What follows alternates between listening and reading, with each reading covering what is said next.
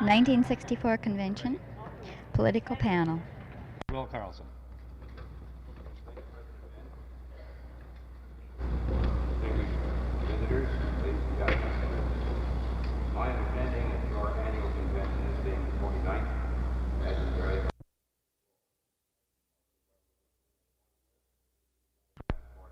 questions on the floor. I hope that while you're listening with one ear to each of the candidates, you'll be using one hand as a part of your brain to write down questions that may be coming to mind. And we'll have a few of them to get started as soon as the candidates have completed their introductory remarks. More will come as we go along. First of all, our initial guest, the Republican candidate for Governor of South Dakota, the President Lieutenant Governor Nils Boe.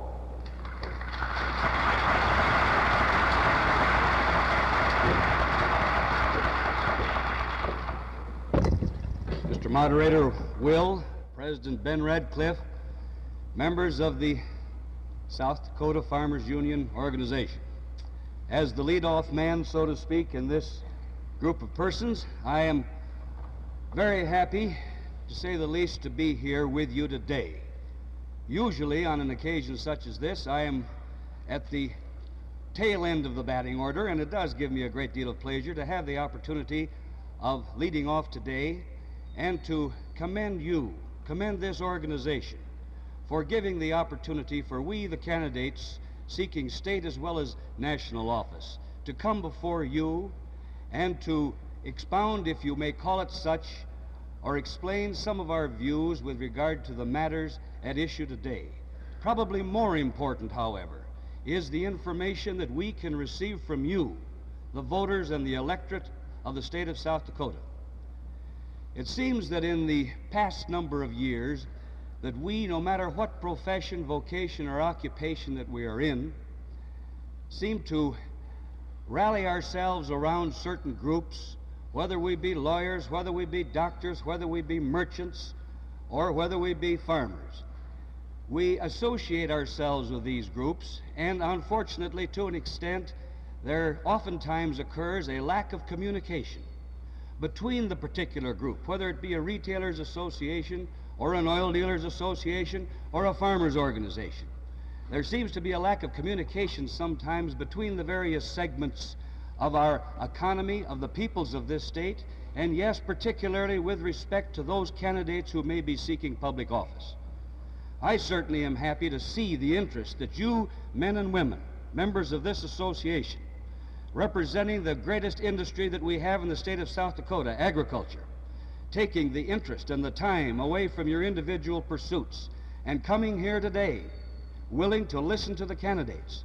And I only ask one particular further request from you, that the interest which you have manifested today and which you may continue to manifest and evidence up until November 3rd, 1964, will not cease on that particular day, but that the interest which you are showing will continue insofar not only as the candidates who are to be elected, but they will continue on each and every day thereafter, 365 days of each and every year, with regard to the issues, the problems that face not only your respective communities, the state of South Dakota, but also the United States of America. We have been asked in 10 minutes to state or make some introductory remarks. I think that we should probably say at the outset, so far as I am concerned, that the greatest problem that's facing the industry of agriculture, you people, as well as any and all persons throughout the state of South Dakota, is this ever-increasing problem of taxation.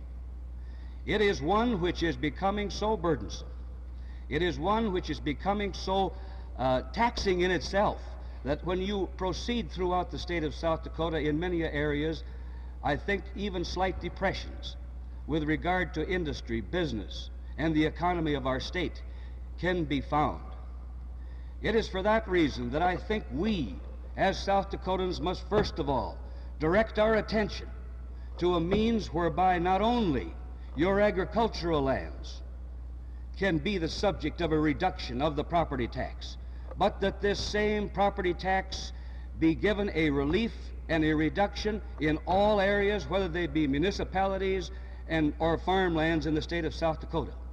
Unless we do so, Unless we give relief, unless we put the smile back upon the property taxpayer's face in the state of South Dakota, we will not, I am sure, be in a position to proceed forward and progress in the manner that we all must do. There are many solutions to this. I know that we can spend hours in arguing back and forth as to the additional types of taxes that could be invoked and spread upon the people of the state of South Dakota, as well as throughout the United States of America, for that matter. But the question is not, in my opinion, as to what further or additional taxes we can add, because all too unfortunately we find that in the attempt to give relief to the property taxpayer by the addition of another tax, nothing happens whatsoever.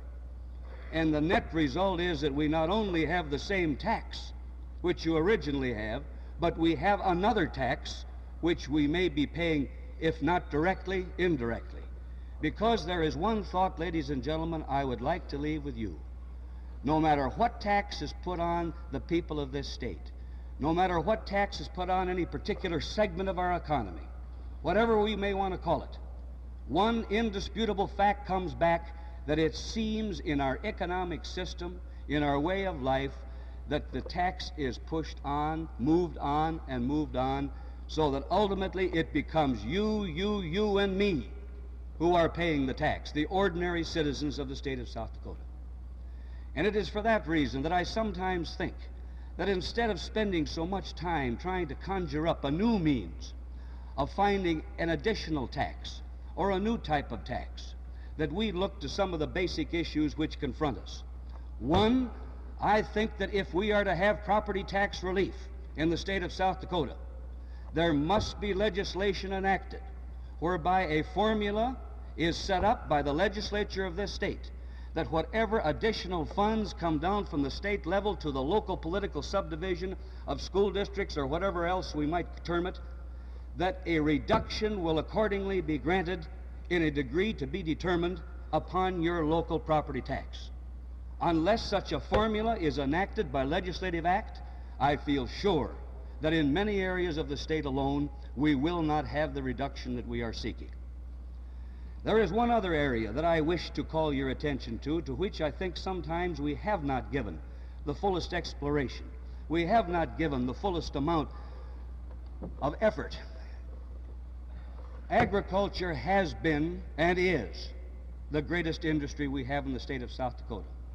And correspondingly, the burden of taxation, the burden of the expense of the operation of our government, of the operation of our schools, of our welfare departments, of our health departments, and all the services afforded by government is thrown upon an industry such as agriculture and the property owner.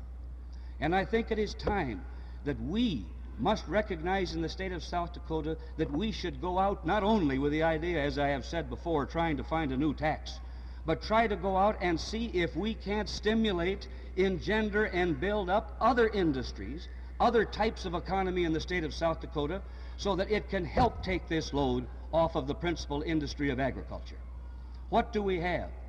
I find upon reviewing the record that in 1953, we had a budget, or a total amount of appropriations, which were made by our legislature for all the services performed by state government, all the expenses of state government, in the amount of $46 million.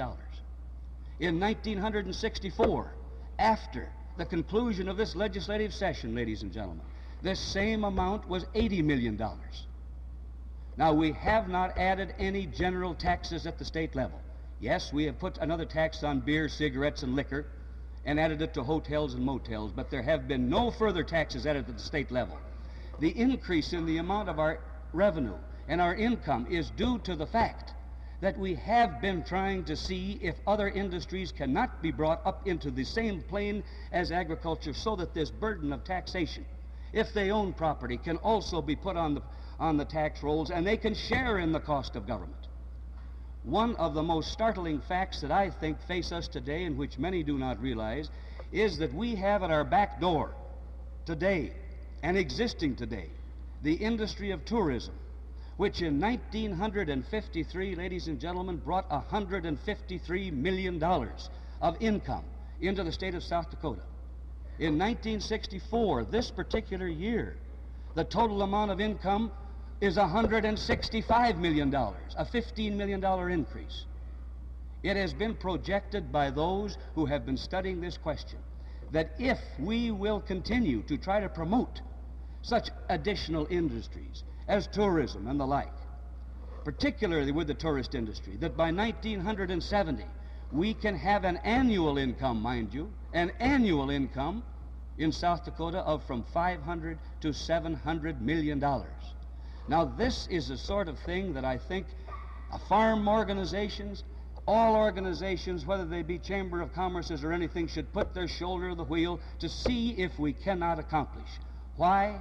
Not because we say that agriculture will not continue to be our principal industry. It always will. It will always be the basic industry for South Dakota. But we must turn our attention to try to develop such additional industries, such additional economies as tourism, which will bring this capital, which will bring the income and revenue in, and give us a chance to spread the cost of the operation of government to others than just to yourselves and other property owners. It is to this end that I hope I, if elected governor, would direct a large time and a large portion of my attention, not with the idea of saying what we have is not good enough, but with the idea of saying let us give relief by going forward, progressing, and trying to produce new industries, new types of economies in this state, which will help all of those which we have and which have done so much to give us the great South Dakota that we have today. Thank you very much for the opportunity of being able to be with you.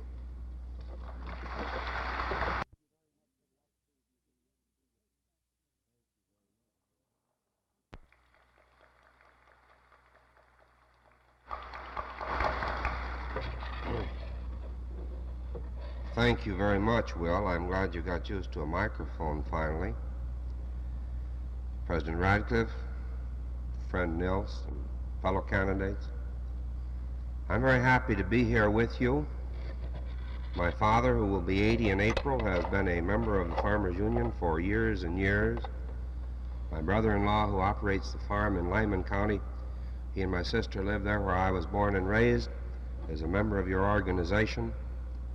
I asked Ben, and he said that the garden that I took care of for years until my wife finally had to take over that job this year wasn't big enough to qualify me, so I'm not a member. I'm a lawyer from Chamberlain. Many of you know me personally. My running mate for Lieutenant Governor is a farmer from Brown County, Bob Chamberlain. I feel that my background, the background of Mr. Chamberlain, is farm and agricultural within this state. My program, as I announced last February, was a 25% aid to schools from the state level.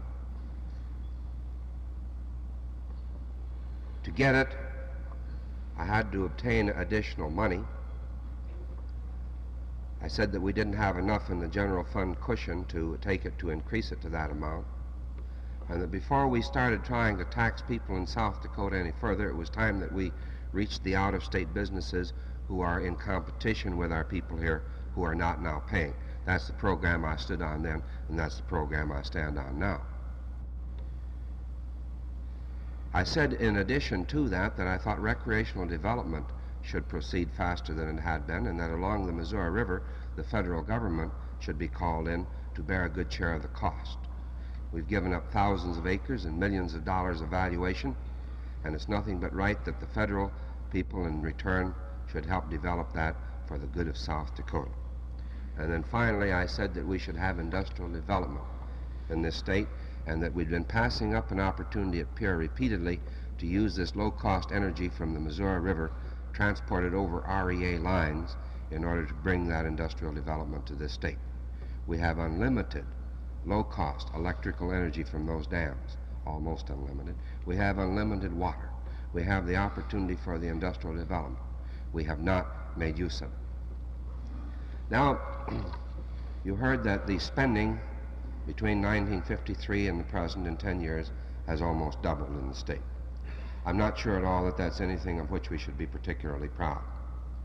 The spending has doubled in large part because you had commission after commission and board after board without having proper supervision of that, and you've had an awful lot of money slipping through fingers up there, which is taxpayers' money. And I propose, in addition to the other things, to tighten up on the boards and commissions and see to it that there is a responsibility on the part of those boards and commissions that that money be accounted for.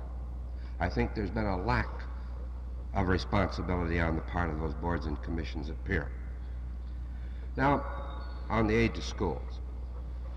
It used to be, Will, are you keeping a watch on me? I forgot to look at one.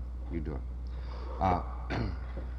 It used to be, beginning back in the Middle Ages really, that property was the only indication of the ability of a man to pay taxes.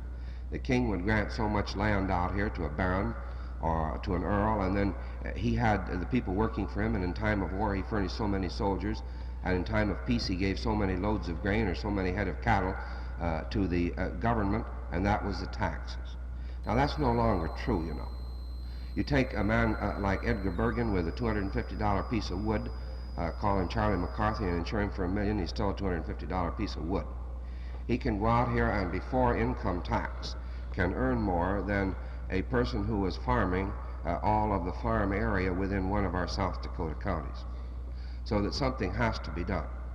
The big load went onto the property taxpayer in this state basically with the 55 tax law, when it went off utilities. In Pennington County alone, 59,000 off the electric light companies in just 1 year, and over 59,000 off the telephone companies in just 1 year, and on to other business places and on to the farms and other property in Pennington County. And the same thing happened all over the state. You can't go back and you can't retrace those steps, and you can't go and say, now we're going to dump the load back. But you can ease off this constant upward spiral, $3 to $5 million more on our property tax every year. And it isn't just the farmer, it's the business place up and down Main Street that's moving out of town, out into the country to get away from the school tax levy, a lot of it. So in order to correct it, I've suggested this 25% aid. It means getting this additional money, and it means holding the line on other spending for a period of a couple of years. And it's going to take some strict watchdog economy up there to get it done. But it can be done, and it is the only way that I've heard of that it can be done. I'm willing to listen to another suggestion. None has been forthcoming. So I have proposed, have advocated this. I shall continue to advocate it until election. 25% aid to schools, your consequent property tax relief. It will assist the industrial development of the state. It will bring industry to the state, not drive it out. And we have an opportunity to once more move South Dakota forward. I think it's very important that you're going to have President Johnson and Vice President Humphrey for 4 years. It's quite obvious. I think that I can work with them and with Senator McGovern and with others in Washington for a beneficial farm program. My personal thought is that the cutting of your price supports on feed grains was the start of all of the trouble in the farm economy. It drove the price of chickens down to where a farmer couldn't afford to raise them. And then after a certain amount of time, hogs went down, and now beef is on its way down. And once you cut your price support out from underneath your feed grains, your farm economy started into a slump. And something has got to be done on the national level to correct it. If I'm your governor, I'll work with them to try and get it done. South Dakota, from Nils Boe and from John Franklin, that I hope that questions will be coming toward our platform shortly. In the meantime, it's my distinct pleasure to introduce the Congressman from the 1st District of South Dakota, Ben Reifel.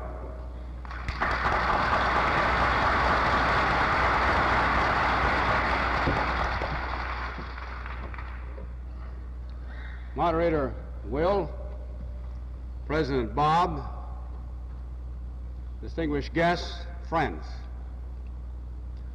I don't think I should have this time counted against mine, because I want to say something about your national legislative liaison officer in Washington, Mr. Johnson, whom all of you who are members know very well. The 2 years that I served on the Committee on Agriculture, he certainly attended every meeting and saw to it that the policies of your organization were adequately and effectively represented before our committee. And since friend Ben has become your state president, he has vigorously presented your views, your policies as an organization effectively before the committees of Congress, and certainly to me as a representative of the 1st District of South Dakota. Now, I must say at the outset that in some instances we were not in agreement, but this is only human. In some instances, my wife doesn't agree with me either. It's always a pleasure for me to be associated with the rural people of South Dakota. Had a delightful time at a farm auction sale yesterday up in Day County to visit and talk with the farmers and the problems they are facing at present time. And when I shake hands with a farmer or his wife, I know that there is a solid grip in the handshake, and know that they put in many hours on the farm, as I did as a kid growing up on a family farm in Todd County. And back in those days, just like in other segments of our economy today, probably not so much in the agricultural sector, we had the 8-hour day, as you have the 8-hour day. 8 hours in the forenoon and 8 hours in the afternoon. After leaving the farm, about 19 years of age, I went down to Brookings to the School of Agriculture. And there are in the audience individuals like Mr. Hanson back there, and I don't know whether Neil Leonhardt is here, or Virgil Gilbert, who happens to be the president of Beadle County Rural Electric. But we were classmates in school together. And while I was going to school there were those who thought because I was identified with an Indian tribe that back in those tough days with the late 20s and the early 30s that I must be getting some kind of a grant from the federal government in order to keep myself in school. And I had to inform them that I was doing the best I could to work my way through school just like they were. Except I did have an added advantage. I had quite a pull around the college. I was milking cows for 25 cents an hour down at the dairy barn.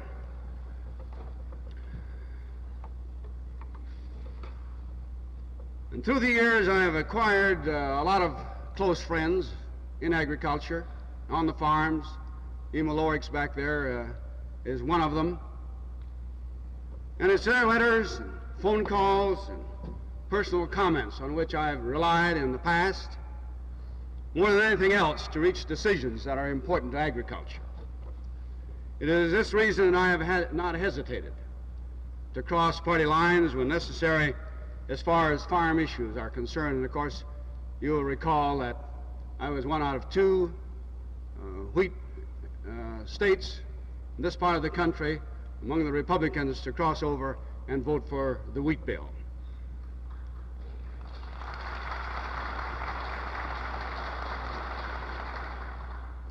It is this reason why I have not hesitated, of course, to do this. And I believe this position has been vindicated when some of my Republican friends who had urged me to oppose it were among the first to sign up for the program. This is not the first time I've crossed over party lines on important issues to the farms of South Dakota that are vital to our state, and let me assure you it will not be the last time. I have consistently used this principle as a guideline in determining farm votes, and I assure you I will never hesitate to cross party lines to support programs farmers really want and really need. I've always believed a majority of South Dakota farmers want and need a floor on their income, not a ceiling. They want the decision-making in their hands. They want freedom from control and regulations. But they do not want overnight freedom from price support programs and they also want a strong REA. As your congressman, I have a duty and an obligation today to report to you on the status of farmers and farm legislation in Congress. In approaching farm legislation, both parties now concur that farmers won't accept mandatory control programs and that price support programs must be on a voluntary basis. A major concern today is for the future of the livestock industry, which makes up the bulk of South Dakota's farm income. Most of the farmers agree this industry should continue free from controls. The big disagreement is in the area of meat imports. A compromise bill was passed this Congress and provides for a minor cutback at the 1963 price levels, or levels of import. And I fear it will be far less helpful to the beef producers of South Dakota than the original House bill, which I supported and voted for. I think it goes without saying that no political party has had a monopoly on success in dealing with the farm problems, yet each administration must be held responsible for its record. This administration has the responsibility to tell the American farmer that they are going to raise the farm parity from 74%, which is the lowest since the Depression. What are they going to do to stop the migration of farm at the rate of 100,000 a year? What are they going to do to raise the net realized farm income, which is lower than in 1960? These questions are not matters for partisan debate. These issues are vital, more vital than that, for it is time that we wake up and realize what is happening to the American farmer. I'm reminded of the elderly farm couple that had their grandson come and spend a week with them during his school vacation. And he was an inquisitive lad, and so while Grandpa and Grandma were out in the garden or out on the farm during the day, why, he quietly took the family clock off the wall. One of these had a pendulum in it and struck on the hour. And he took it apart, and then he thought he had it back together all right before Grandpa and Grandma came back to the house that evening to get the chores done and get dinner. He hung it back up on the wall, and long about midnight, Grandma was awakened by the clock beginning to strike 1, 2, and it went on up to 11, 12, then struck 13 and 14. And Grandma woke up and says, "Hiram, wake up, wake up. It's later than you think." Because of the decrease in the numbers of Americans on the farm, the political voice of agriculture has decreased proportionately.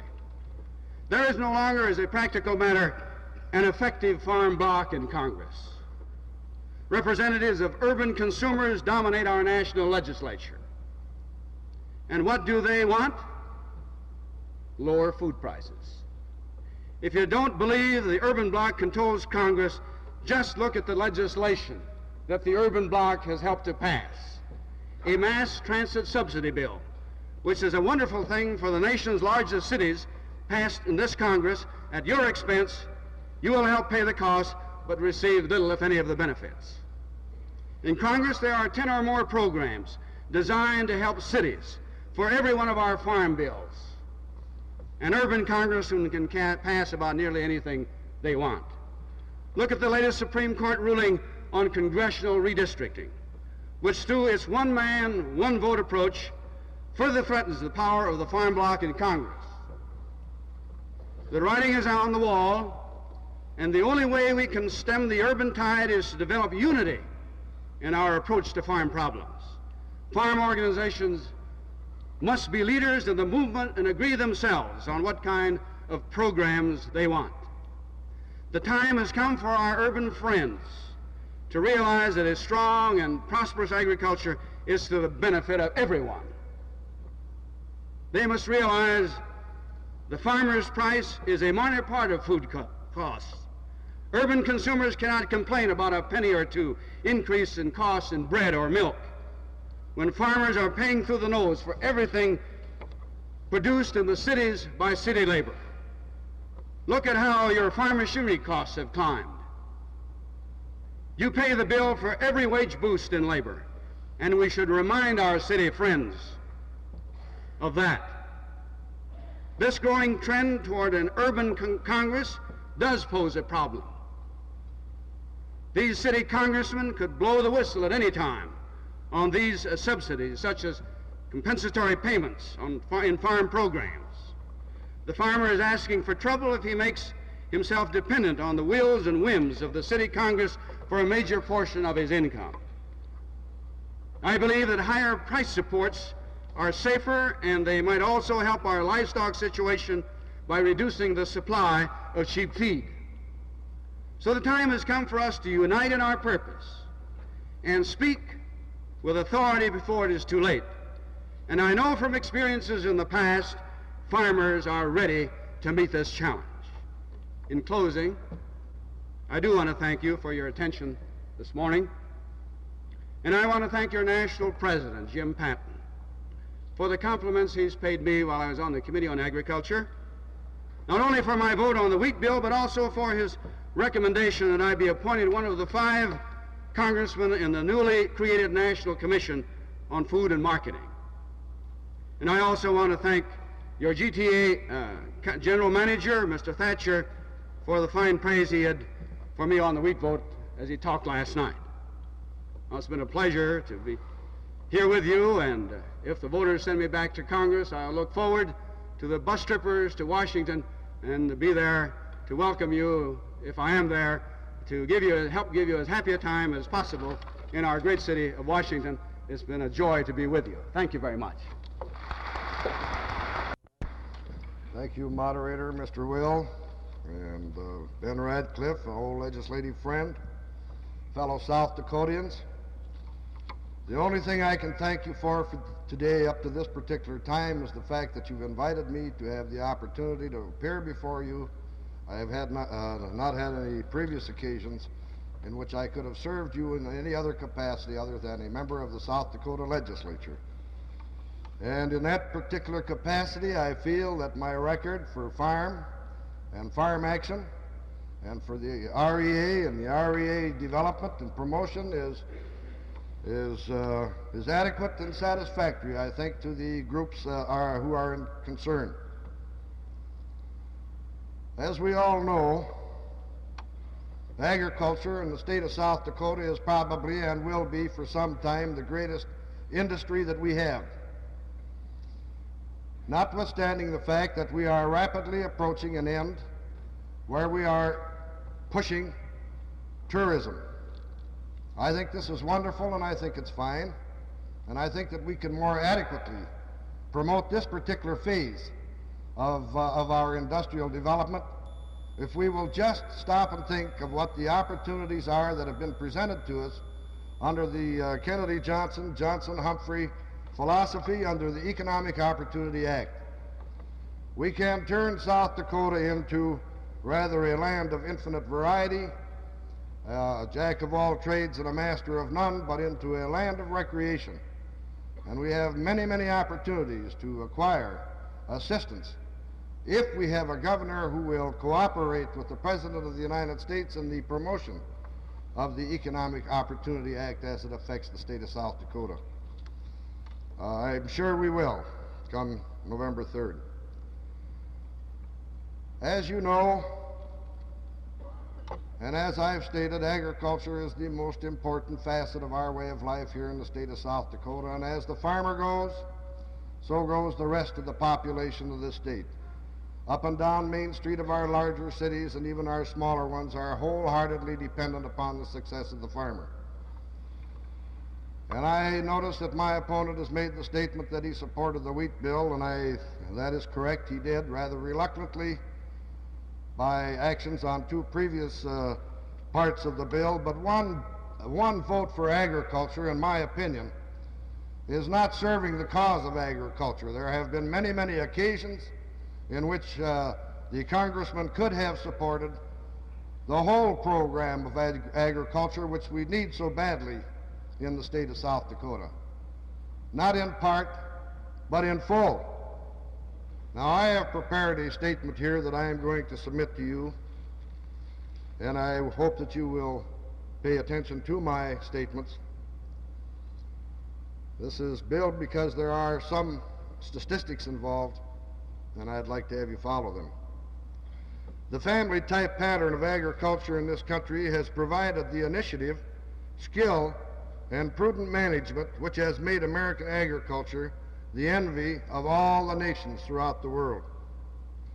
Incentive payments to the food and fiber industry by the government began in 1942. There was a great need at that time to stimulate production of food and fiber for the war effort. Following the war, this nation demonstrated its compassion toward the war-torn countries of Europe and Asia by feeding the hungry through the Marshall Plan. Our food and fiber products did much to hold back the tide of communist expansion in Europe and the Middle East.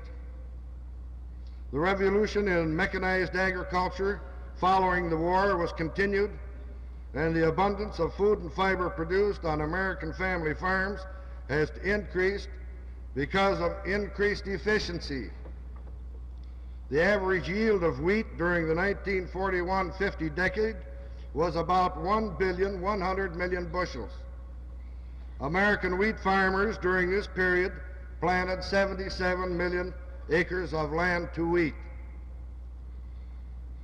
By contrast, American farmers produced 1,133,000,000 bushels of wheat on about 45 million acres during the crop season of 1963. In addition, American farm output in 1963 was the greatest on record, and the production of red meat animals has increased 11% above the 1957-59 average yield. Most industries in this country enjoy prosperity and profit by increased efficiency. But the opposite has been the case with the agricultural segment of our economy. Recent agricultural policies have brought the voluntary supply management concept more in line with the effective demand of food products for domestic and foreign uses. This was accomplished in part by the vigorous efforts of the government and farm leaders to expand our export of American food products to foreign lands. Since 1960, we have reduced our so-called surplus from about 1¼ billion bushels to about 750 million bushels, or about 1/2 the surplus we had in 1960. The investment by the farmer in the modern farm plant has become heavy, but the incomes and the profits commensurate with the investment has not kept pace with other segments of our economy. To accomplish parity of income, I believe the farmer, in cooperation with the government, should set their sights towards a 5% return on their investment in the farm plant, and in addition he should receive a salary equal to that of skilled labor. I think that this is no more than fair. To achieve this, the family farmer should work with his farm organizations and in cooperation with the Department of Agriculture to achieve parity income by improving our farm programs, not eliminating them.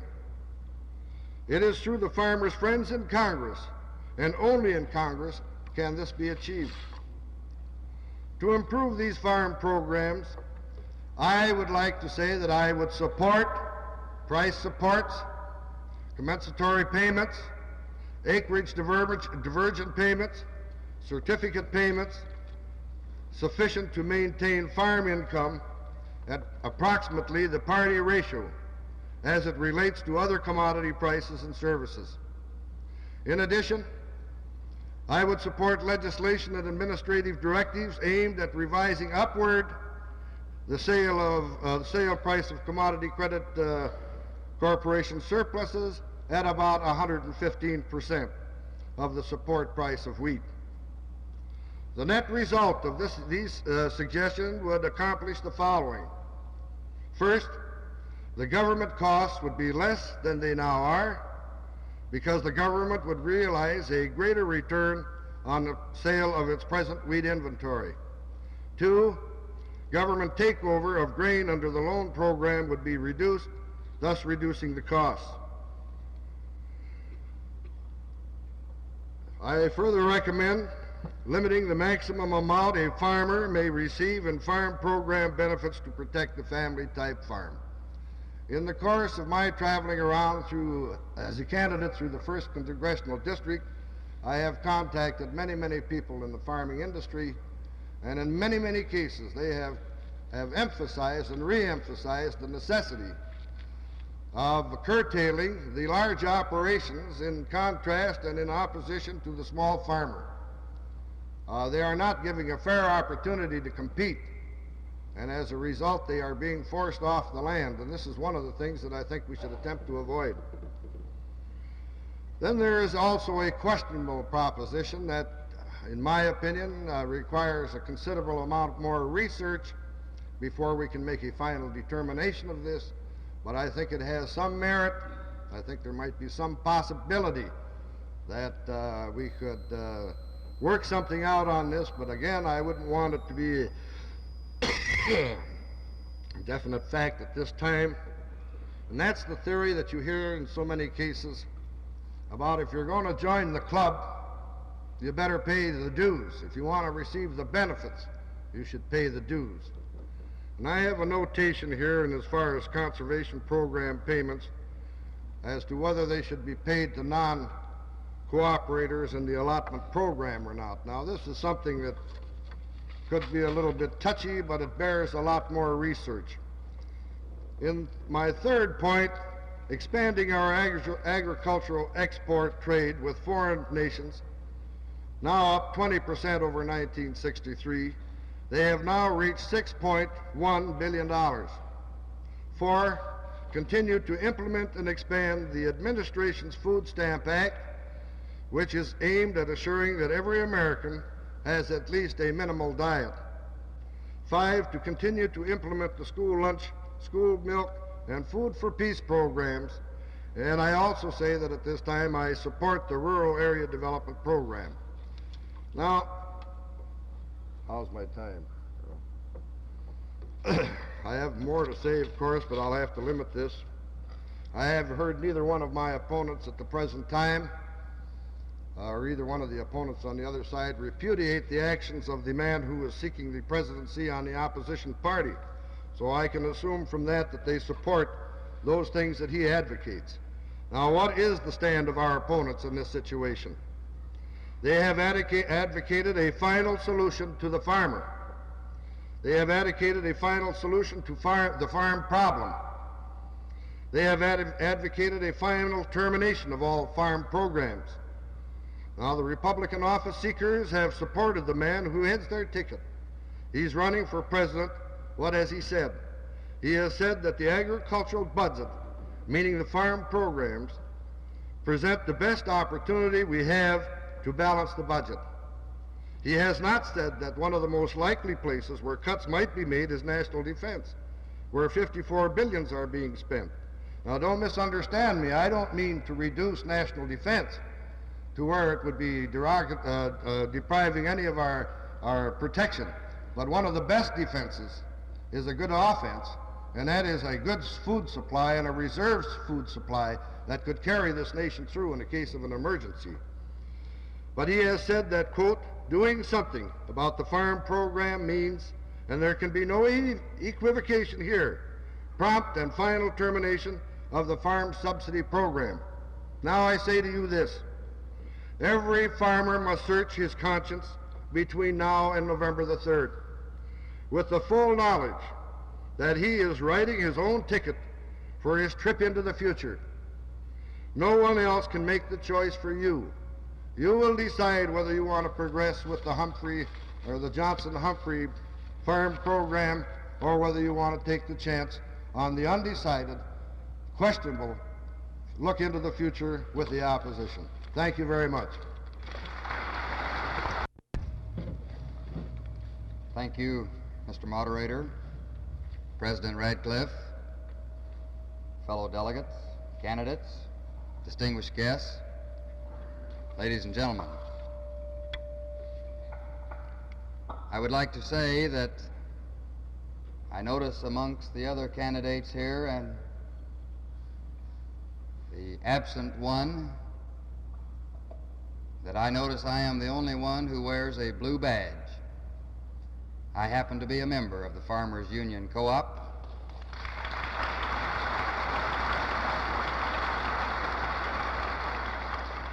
And so therefore, never let there be any misunderstanding as to how I stand on farmer union problems when I am elected to the United States Congress.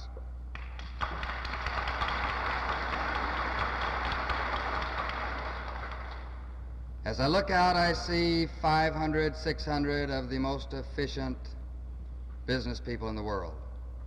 You, the American farmer. I say that you are the most efficient because in the past 15 years, I know specifically that we have taken many hundreds of thousands of acres out of production, of wheat, other small grains, and you are still producing more. God bless you, and may you continue to do so.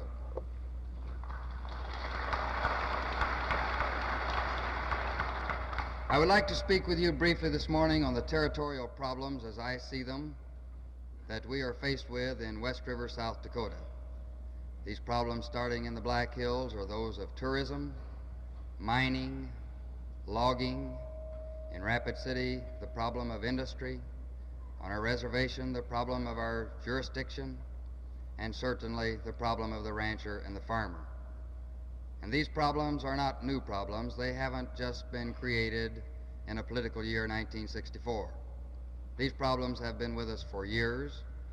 My opponent has been well aware of these problems, and I challenge him in his 14 years in Congress to name one bill that he has introduced to help these problems be alleviated. I would like to remind you that our great president, Lyndon B. Johnson, in outlining the agricultural position of this administration, has said we are dedicated to these concepts and these goals. Number one, to commodity programs to protect and preserve our family farm system. Number two, to community programs to create job and income opportunities for our farm youth. And number three, to consumer programs to develop new uses for food at home and abroad. You know, my opponent, all of his billboards today are reading, "Vote for experience." Now, there's two kinds of experiences. There are good and there are bad experiences. And I challenge you, the voters, to weigh these when you go to the poll November the 3rd of this year to think whether your experiences with my opponent have been good or bad over the past 14 years.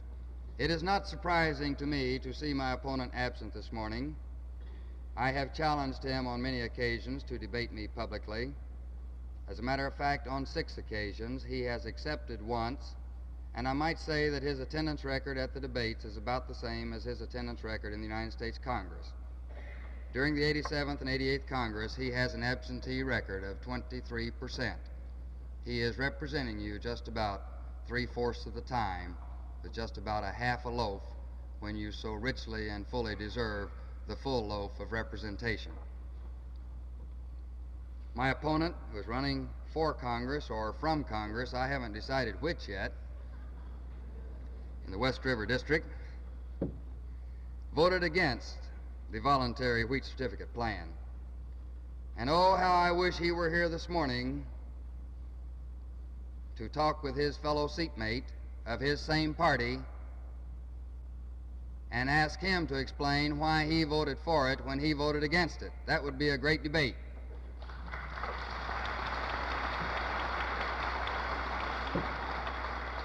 And I say to my opponent that by voting against the voluntary wheat certificate program, that he is voting only for 50% of parity for wheat, yet he constantly complains that returns from the wheat certificate plan is too low. And I agree, it is too low. But what does he propose? He tried desperately to kill the voluntary wheat certificate bill, which was introduced by our Senator George McGovern, and thus throw wheat farmers into a price skid that would drop wheat to $1.25 a bushel with no certificate. He says that wheat farmers will make less under the 1964 program than they made in 1963. But what he fails to say is that the 1964 voluntary certificate program is preventing an additional $20 million drop in wheat income in South Dakota this year. My opponent proposes to elect as President of the United States a man who says, and I quote, "Now there is one specific law I would get rid of, and that is the Agricultural Act." End of quote. And also, quote, "The only way to persuade farmers to enter other fields of endeavor is to stop paying inefficient farmers for produce that cannot be sold at free market prices." Or, how do you like this famous Goldwater quote?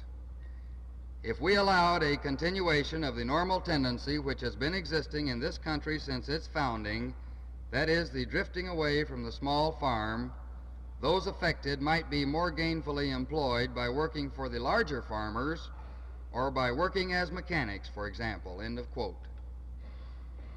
I say there is very little concern evidenced by these remarks. And those who complain about low farm prices and advocate the election of a man who wants farm prices to go so low they will bankrupt most of the farm population demonstrates nothing but their low opinion of the intelligence of our South Dakota farmers. I believe federal programs do for our farmers and ranchers what they as individuals cannot possibly do for themselves to increase their incomes. This administration has also moved vigorously to strengthen the beef market and to reduce beef and veal imports. Imports were rolled back to about the 1959-63 level through voluntary agreements, and stockmen's associations throughout the West have voiced their high approval, which my opponent said was not strong enough to bolster prices. The USDA has also stepped up beef purchases and is cooperating with industry in a vigorous promotion program here and abroad. The average price of choice-fed steers has advanced about $5 a hundredweight since early June. The necessity for commodity programs to help in managing overproduction has been proven a number of times by independent groups outside the USDA, and the consensus is remarkable. My opponent contends that the only major factor in the spring slump in beef prices was meat imports. And oh, I've heard it again and again and again during this campaign. I contend that a man with such an elemental understanding of the ranch problem simply isn't competent to serve in the United States Congress.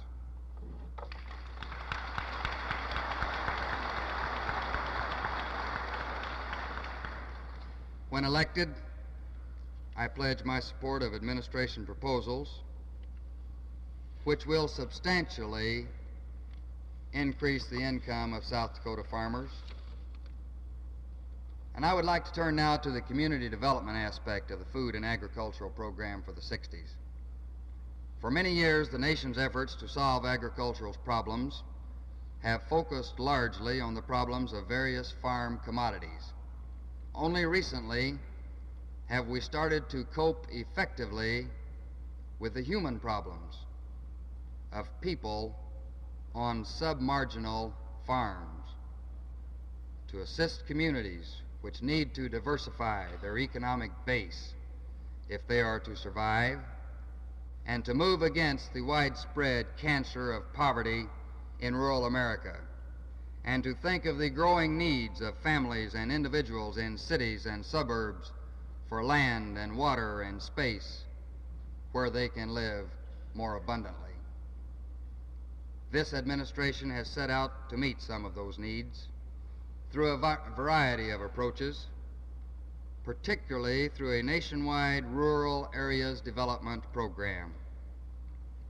A significant part of the rural community development program of our administration was the passage of the President's program to wage war on poverty. I support the President in this program, and my opponent, by his negative vote, is apparently not interested in rural poverty. I contend that when the farmer and the rancher are prosperous, that same prosperity rubs off onto the Main Street businessman, and that together, by their unity of interest, they represent the strength of rural America. Consumer programs, the third dimension in our agricultural policy, aims at making better use of our tremendous abundance, both at home and abroad. It is also directed at protecting consumers through strengthened inspection and grading, and by helping to make more efficient the marketing system. Exports have also been expanded. We are exporting the produce of 1 acre out of every 4, and in the case of wheat, it is 1 acre out of every 3. Total farm exports set an all-time record for the fiscal year ending last June 30th, topping $6 billion. South Dakota's share of the 1963 export trade amounted to almost $60 million and was equal to about 10% of South Dakota's total cash farm income, which was $658 million for the 1963 crop. All of the far-sighted programs of which I have spoken and which I endorse are opposed by my opponent, E.Y. Berry, and his great standard bearer, Barry Goldwater. I'm glad it's the fall of the year because it reminds me of berry canning time. In 1955, E.Y. Berry, in a news release quoted by the Washington Daily News, said that he believed failure to boost support prices on next year's crop would mean political suicide for the Republican Party and economic suicide for the farmer. Today, 9 years and a bushel basket full of negative votes later, in 1964, he and Barry Goldwater favor placing agriculture back under the law of supply and demand. Indeed, Barry Goldwater has said, doing something about the farm problem means, and there can be no equivocation here, prompt and final termination of the farm subsidy program.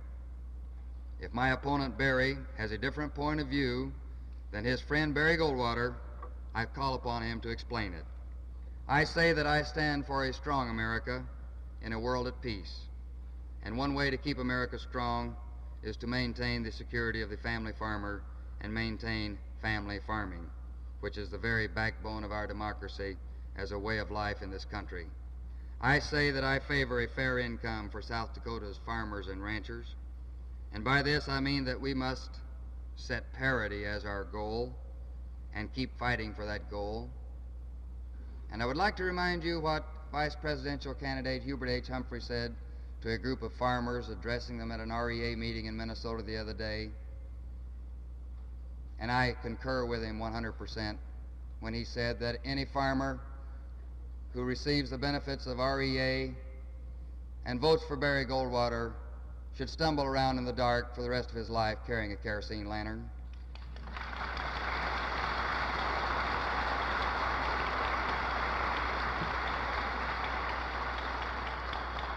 And I say to you, my fellow farmers and ranchers here this morning, that any farmer who votes for Barry Goldwater should be ready, willing, and able to return to the good old days the days that Senator Goldwater advocates, the good old days, I've seen them, you've seen them, of the kerosene lamp, the wood-burning stove, and the outdoor toilets.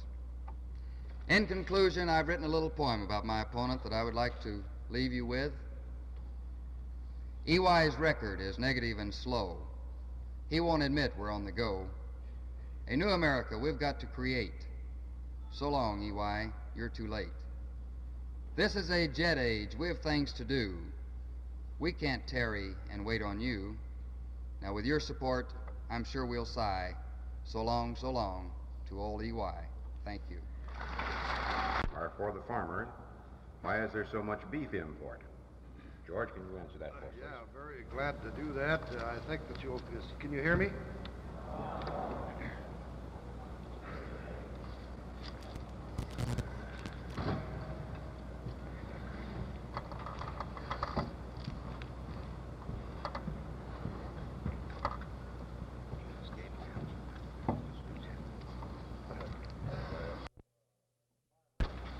Who are for the farmer, why is there so much beef import? Well, I would say that the record shows that there is roughly about 11% increase in the production of beef in the United States, and that this production was stimulated by opportunities that presented themselves for raising more beef. I mean, you have a situation in this country today where there are 13 states raising beef today that 10 years ago never even thought of raising beef. The high choice rate of beef that was going to market was not adequate for hamburger and bologna and sausages and so forth, so therefore it was necessary to import a small percentage. But a solution to that problem, if one wants to get one, is not too difficult. I would say that if we paid a slight bonus of approximately $15 or $20 to all female cattle, which would put this on for slaughter cattle, that is, any cow or heifer, if you pay a bonus to that and get that off the market for slaughter, we would soon reduce. But you find that there's no veal on the market today to amount to anything. People are carrying this stuff out and they're raising 3, 4, 5 more head than they ever raised before. And by the same token, we have had a small amount of import. However, the President and the Democratic Congress did submit a bill to restrict beef imports. As I remember, my opponent, who made considerable amount of hue and cry about this beef import, wasn't in Washington at the time the bill was presented for consideration, and he marked action and did the casting ballot, if I'm correct on that. But I don't think that the beef import is the major issue in our surplus of beef. We've got more people raising beef, and they're all raising more heads per raiser, plus the fact that they're putting more pounds on each beef. I hope that answers the question.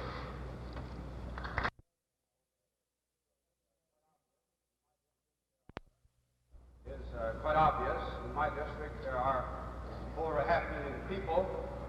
In the other district, there are less than 200,000.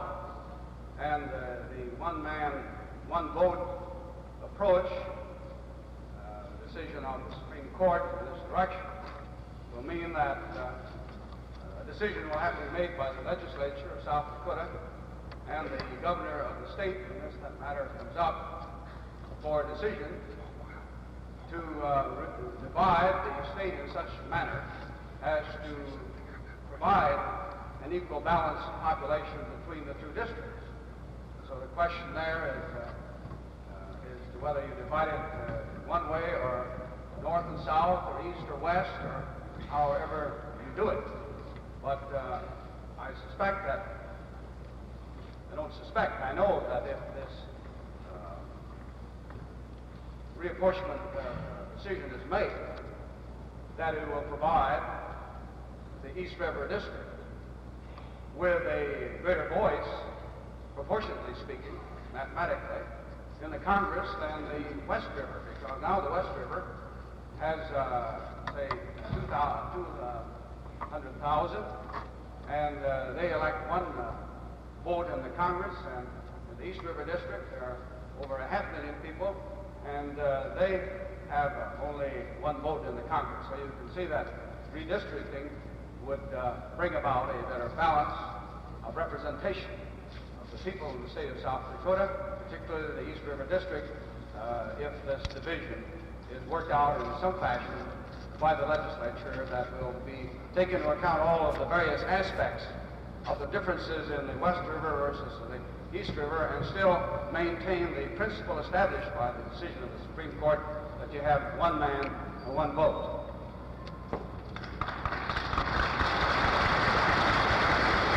Mr. May has asked for an opportunity to comment on this same question, and we'll give him just a few seconds.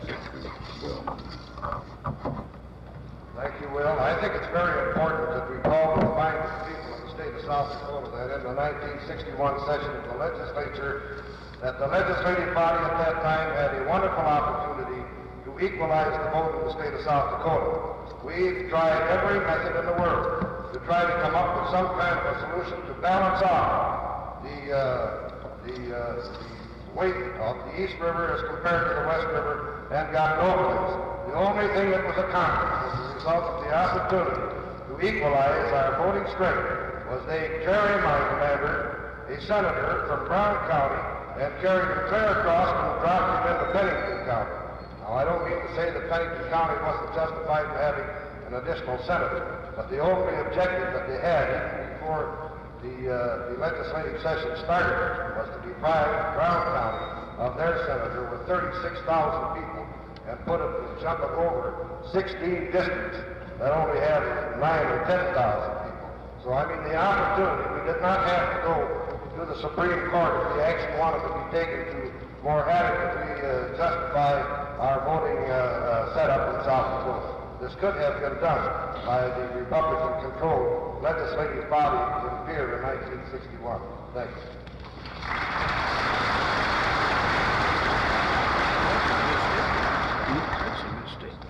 Our next question, or perhaps I should say 5 questions of the same vein, are addressed to Mr. Lindley.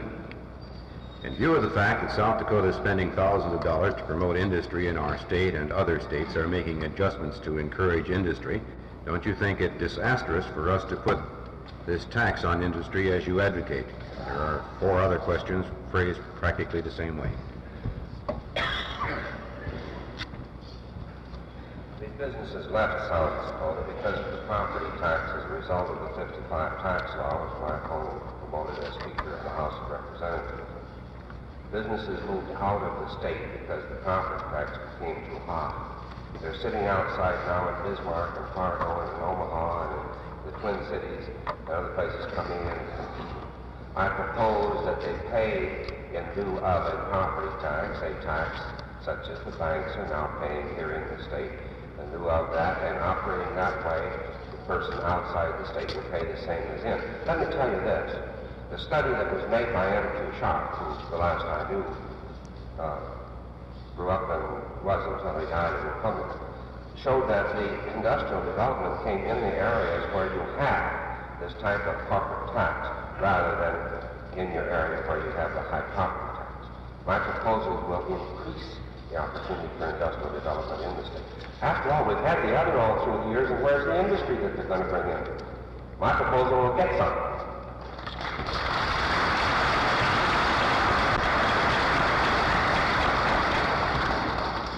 This question now for Lieutenant Governor Nils Boe. What is your stand on the REA and the fair, and this in parenthesis, or fall, playbill? What is your stand on the REA? I want to thank you, ladies and gentlemen, sincerely from the bottom of my heart to be able to explain this personally, so that you can hear it from my own lips. Contrary to what has been said throughout the past 2 years, I believe that REA should be perpetuated and maintained at all costs throughout all area of South Dakota. I believe that South Dakota is large enough, great enough, and that we have people in the state of South Dakota who will be willing to see that we can have the rural cooperatives, that we can have municipal power companies, and we can have private power companies all living side by side in South Dakota, helping to promote the welfare of all of the peoples. REA has done a tremendous amount of help and given a tremendous amount of help to South Dakota as it has to the Northwest area and to all areas of the United States. It is serving a purpose and always will serve a purpose. And I say to you now that if anybody says that I am here or standing here or at any time have done anything to try to destroy REA, I wish that I could have a further opportunity to visit and talk with you. I have made an opportunity, ladies and gentlemen, and taken the time during this past number of weeks and months to visit with various REA members, various REA boards, particularly in the southeastern part of the corner, to see if there could be some understanding, or if there might not possibly be a misunderstanding. On each of the occasions, I came away with the feeling and being told also that there had been probably a lack of communication, as I have referred to in the past, with respect to what might have been attributed to me and what was actually the case. I was invited, and I certainly wish to thank Mr. Dale Gibbs for the opportunity of meeting with the legislative committee of the REA Association of the State of South Dakota, which I did a few weeks ago. I have proposed, ladies and gentlemen, and I have stated, and I say to you this now, the greatest damage that has been done to the rural cooperatives is the fact, and I don't believe it's been done purposely, but is the fact that the question, the dispute, the purported conflict, whatever it may be, has been thrown into the legislative arena and made a political football. I say that not with the idea that anybody has purposely done so, but I do say it, and my opponent knows it because he sat for one term in the legislature, knows that oftentimes when you get into the legislature with such questions as business conduct and the operation of businesses, all too often they become the subject of politics, and that is a shame and should not be. And for that reason, I have suggested, and on each occasion when I have suggested this plan, I think it has been met with approval. And I want to give it to you today, that if I am elected governor of the state of South Dakota, the first act that I will do, and I make this as a pledge, will be to invite such representatives as the rural cooperatives may wish to send, such representatives as the municipal power companies will wish to send, and such representatives as the private power companies may wish to send, to come to the governor's conference room in Pier, and there to sit 3 days, 3 weeks, 3 months if necessary, and to resolve and attempt to resolve whatever disputes they may have with respect to their conflict of interest in regard to one industry, namely the electric industry, and the transmission of electric power to all persons in the state of South Dakota. I will sit at this conference table for as long or as often as these representatives wish me to so do. And at such time as they agree upon a solution to the problems, whether it be territorial, integrity, or whatever it may be, I have stated, and I now repeat the statement, that upon that agreement and understanding, I, as the governor of the state, would, with the legislation there submitted, go to the legislature and say, this is the legislation which the industry itself feels they can live with, and which, if it is not prejudicial to the public interest, certainly then should be passed. This is what I would attempt to accomplish, ladies and gentlemen, because I feel that the electric industry, just because it's the rural cooperatives, just because it's private power, and just because it's municipal power, should not be throwing their problems into the legislative power without at first trying to sit down, and if they want an arbitrator or someone to sit with him, then the governor of the state should be ready to do so. Business of this character should first of all try to solve their problems. I am convinced, and I say this with all sincerity, ladies and gentlemen, that the reason that there has not been a solution to date has been the fact that, as oftentimes occurs, there are suspicions, there are fears, there's the matter of personal greed or whatever it may be, on the part of all parties. And if these can be removed, And if these parties could sit down and they could say, we'll go this far if you will not go this far, and there could be a meeting of the minds and agreement, I know there could be a solution. And the REA, the municipal power companies and private power companies, can live together amicably and well, and all serve towards promoting the best interest of the state of South Dakota. And I pledge you that that would be my objective if I obtained the office of Governor of the state of South Dakota. Which I'd like to get to in a moment, but since there has been a question from the floor regarding REA addressed to Mr. Lindley, and since he has asked for an opportunity to comment on Mr. Boe's remarks, may we give him that opportunity at this moment? The issue is very clear on REA. Senator Goldwater in Sioux Falls in 1962 said when the private power companies want to move in, REA should move out. When you have 30 members on a system and you need 30 members to support that system and to finance it, and 8 or 10 of those are within the first mile of town, and you take out that first mile, it leaves too much of a burden on the remainder to sustain and support the system. You aren't going to get the companies that want to swallow you up to agree to anything in a contract. You have to be protected. And I propose that I will give you that protection if I have a legislature that will go with me with my recommendation. I want REA. I know what REA means. I was raised on a farm without it. I am for REA and for its continuance in the state. This question now addressed to Mr. Brown.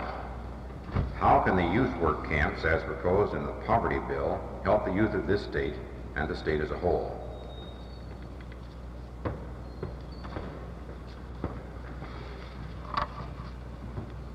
I was amazed to recently find that in America today we have approximately 1,250,000 young people between the ages of 18 and 24 who are unemployed. Of this 1,250,000, I was further amazed to find that approximately 25% of them cannot read and cannot write. This is why the poverty bill was introduced as a youth conservation program. Can you imagine being 19 or 20 years old today seeking employment and not being able to read the newspaper to find a job, or once securing a job by perhaps going door to door and asking, and the man says, fill out the employment application, and you can't read or write? What would you do? What would you turn to? Crime to feed a hungry wife and a family? And this is why the poverty bill for our youth conservation has been inaugurated. The question, I believe, was what will it do for South Dakota and the other states? I say that this will grubstake our society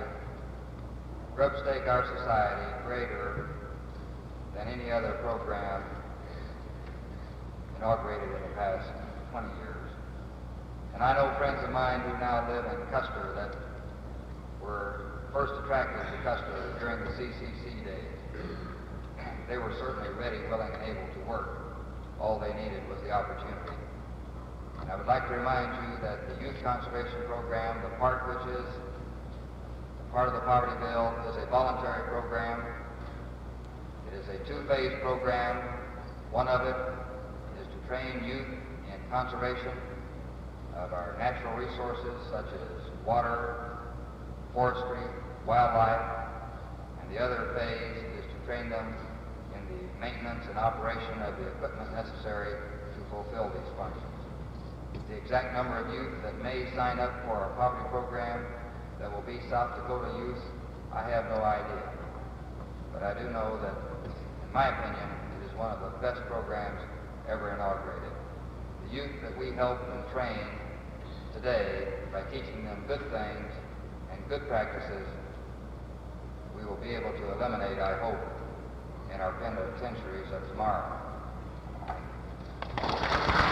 And told me an hour and a half ago that we might have a few extra moments, and but he wouldn't mind if we ran just a little late. We'll try in the next 10 minutes, if we may, to get a question addressed to each of the members of the panel. For Mr. May now, would you as a congressman have supported the mass transit subsidy bill for the big cities as Senator McGovern did? George?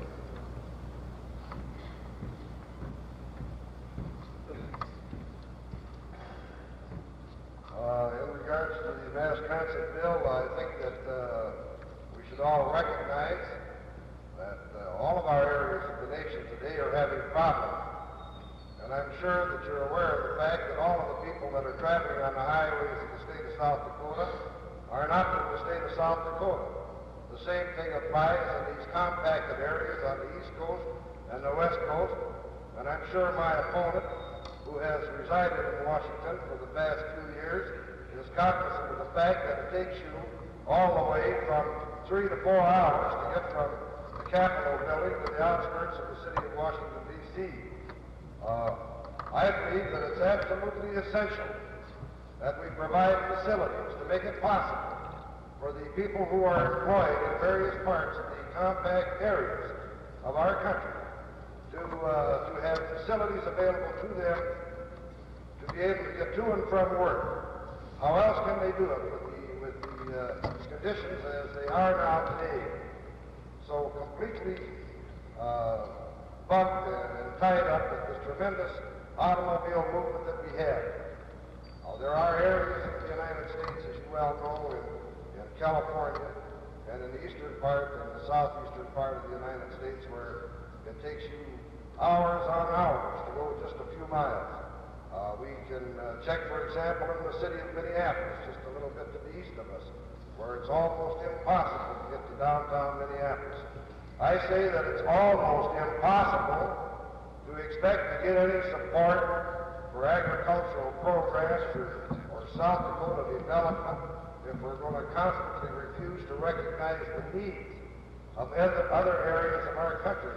And I don't mean just giveaway programs, I mean definite needs. And the rapid transit bill, in my opinion, is a definite need because the automobile industry has been one of our biggest boons and biggest boons to our economy, and we have to do something to alleviate this problem in these compact areas. Yes, I would support the rapid transit bill. Thank you. Now addressed to John Frank Lindley. Many businesses are being subsidized by the federal government. Very few of these subsidies have been terminated. The tendency is for more subsidizing. In your estimation, would it be reasonable to assume that in the future, businessmen who aren't subsidized will be asking for a subsidy? If so, then what will happen? Congress, and I think that was a proper question addressed to Congress. However, I think that I can turn it into my industrial development and my recreational development here in South Dakota. And that is that when we have something that will come in here and into our Indian areas or into any other area, I think that the state of South Dakota should be providing for that industry that comes in the opportunity to have this low-cost energy from the Missouri River instead of letting it run over here into Minnesota and into Iowa and into Nebraska, not used here in the state where it's produced. And to the extent of such subsidies, to the extent that such things will benefit South Dakota, of course I'd support it. And anything that I could get done to encourage business to come here, working through Senator McGovern, anything that I could bring into South Dakota by working with President Johnson, I'm proud to be on the same billboard with him over this state. I'm proud to be running with President Johnson. And as far as his subsidy proposal is concerned, for industry, if anything will help bring industry to South Dakota, you bet I'll be for it. I have a question here now addressed to Nils Boe. It has to do with the farm market road situation. It was in the news just yesterday, and Mr. Boe, can you tell us your feeling about this road situation, whether or not it's going to be possible to expand the farm market roads? Well, ladies and gentlemen, I think the matter of turning our attention to the gravel farm-to-market roads, as well as the access roads leading to our recreational areas, which are presently already on the state highway system, is a must. It is imperative. It is necessary that we proceed immediately. We all realize that, yes, we have cities of relative size, Huron, Aberdeen, Rapid City, Sioux Falls, Mitchell, Yankton, and the like. But I still say, and I think you'll all agree, that the backbone of the state of South Dakota still is the small town. And we can proceed with the construction of interstate highways and our fine primary highways. That should not be relaxed, because they too are serving a purpose, and it will be continued. But by the same token, we must then where the legislature in past years has seen fit to place these farm-to-market roads on the state highway system, and by its wisdom felt that it was necessary in order to protect the small towns, we must proceed immediately to put them into such a condition that they will be used. Let us recognize that we are fast progressing now into an era where gravel roads today are the same as Dumbo was 25 or 50 years ago. And in order to keep the bond and the link in the union between the agricultural areas and the small towns, which I repeat once again is the backbone of the state of South Dakota, we must do everything possible to see that these farm-to-market roads, and I am referring now to the roads which are presently on the state highway system and consisting of approximately 1,000 miles. These must be taken care of by hard surfacing, and the access roads to our recreational areas must be taken care of by immediate hard surfacing. Otherwise, we will not be bringing the persons in who should be having the use of the recreational facilities that we are seeking to develop. How can this be done? I have recommended that it be done over a 5-year period, and it can be done, yes, by increasing the amount of funds which before have been diverted into the state budget, I agree, and which can be sent back and distributed among the secondary gravel farm-to-market roads and access roads, and over a 5-year period, I say that we can. And the Highway Department, irrespective of what the Democratic State Chairman, Mr. Noonan, says, agrees with my solution and agrees with my plan. That would be a part of my program, I assure you. And because of the lateness of the hour and because the additional questions that I find before me addressed to Mr. Brown, who would be the logical person to address you next, are questions that I'm sure have been answered by his remarks, either in other answers to other questions or in his introductory remarks. I think that this must conclude our session. May I thank each of you for being here and for President Radcliffe inviting me to come to moderate this panel. It's been a great joy to me to be with you and to be with these distinguished gentlemen on my left and on my right. Thank you again.